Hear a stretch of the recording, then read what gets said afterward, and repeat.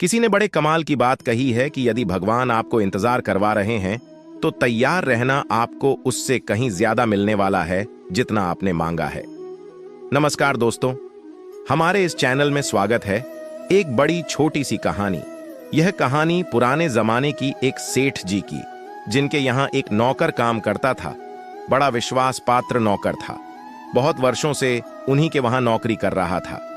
एक दिन उसने कहा कि सेठ जी, मेरे मन में एक इच्छा है बहुत दिनों से कि मैं श्री जगन्नाथ जी के दर्शन के लिए श्री पुरी धाम जाकर के आऊं। अगर आप मुझे अनुमति दें और छुट्टी दें तो मैं श्री जगन्नाथ पुरी धाम जाकर के आना चाहता हूं, भगवान के दर्शन करना चाहता हूं। सेठ जी ने कहा, अरे अच्छी बात है, जाओ, अवश्य जाओ। और यह तो मेरा सौभाग्य है कि तुम जा रहे हो। अब मैं तो कभी व्यापार के सिलसिले में जा नहीं पाया, इतना मेरे पास में समय नहीं रहा। अब तुम जा रहे हो तो मैं तुम्हारे बहाने से ही दर्शन कर लूंगा।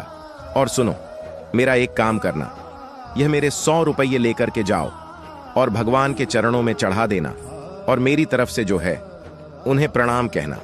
नौकर ने कहा, अवश्य यह काम तो मैं करूंगा ही। सेठ जी ने रुपए दिए।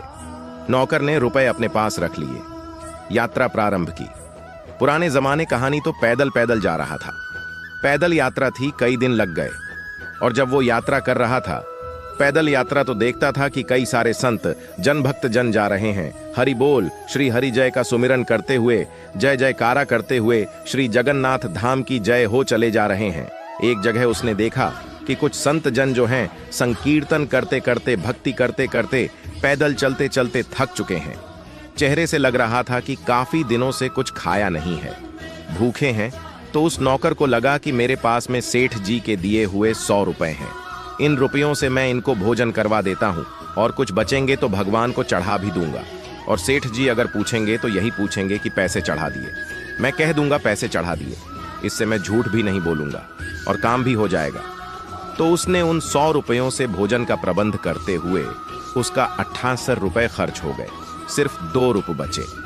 और वो जो नौकर था वो सोचने लगा कि अब ये 2 रुपए चढ़ा दूंगा।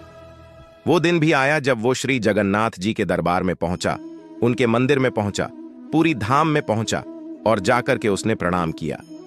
श्री जगन्नाथ जी के चरणों में वो 2 रुपए जो थे चढ़ा दिया और बोला कि भगवान, यह मेरी ओर से नहीं है बल्कि हमारे सेठ जी की ओर से उनका प्रणाम स्वीकार। उनके 2 रुपए का जो दान उन्होंने चढ़ाया, इसको आप स्वीकारो। उसके बाद वह वहां से आगे बढ़ गया। वापस उसकी पैदल यात्रा शुरू हुई और वह यह सोचते आ रहा था कि सेठ जी पूछेंगे तो सही के पैसे चढ़ा दी, मैं कह दूंगा पैसे चढ़ दी। करीब 2-3 दिन उसकी यात्रा को हुए होंगे। वापसी वाली यात्रा को तभी सेठ जी को एक रात में स्वप्न आता है। श्री जगन्नाथ जी उनको दर्शन देते हैं, भगवान जी, और कहते हैं कि सेठ, तुम्हारे मुझे प्राप्त हो गए, तुम पर कृपा बरसती, आशीर्वाद देते और अंतर ध्यान हो जाते हैं। सेठ जी की नींद खुल जाती है और सोचते कि मेरा नौकर बड़ा ईमानदार है, उसने 98 रुपये चढ़ा दिए, लेकिन 2 रुपयों का क्या किया? ऐसी क्या मुसीबत आन पड़ी? ऐसी क्या उसे जरूरत आ गई कि उसने 2 रुपए खर्च कर दिए? कहीं कुछ उसे चोट तो नहीं लग गई? बीमार तो नहीं हो गया? बहुत कुछ उनके दिमाग में चलने लगा।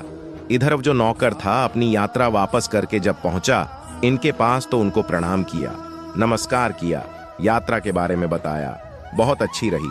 और सेठ जी ने प्रश्न किया जो उन्हें करना था कि पैसे चढ़ा दिए? नौकर ने कहा, हाँ जी साहब, पैसे चढ़ा दिए। सेठ जी ने कहा, 98 ही चढ़ाए, आरएस 2 रुपयों का क्या किया? नौकर की आंखें खुली खुली रह गई। आपको किसने बताया?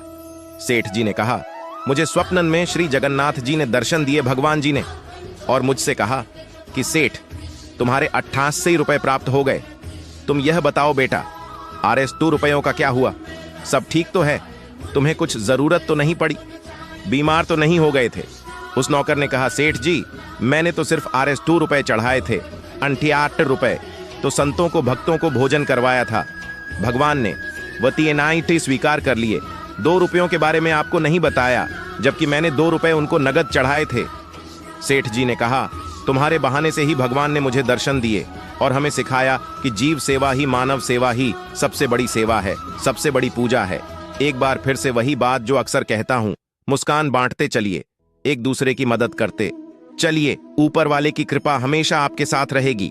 ऊपर वाले के आशीर्वाद के साथ, अपनी मेहनत के साथ अपनों के प्यार के साथ कर दिखाओ कुछ ऐसा कि दुनिया करना चाहे आपके जैसा। देखते रहिए हमारे इस चैनल शौर्य उत्तेजित ज्ञान को हर दिन रात 9:52 बजे। और ही ऐसी कहानी सुनाने के लिए हमारे चैनल को फॉलो करें और बेल आइकन को प्रेस करें कि आने वाला हमारा हर वीडियो आपके पास तुरंत पहुंचे। जय जगन्नाथ।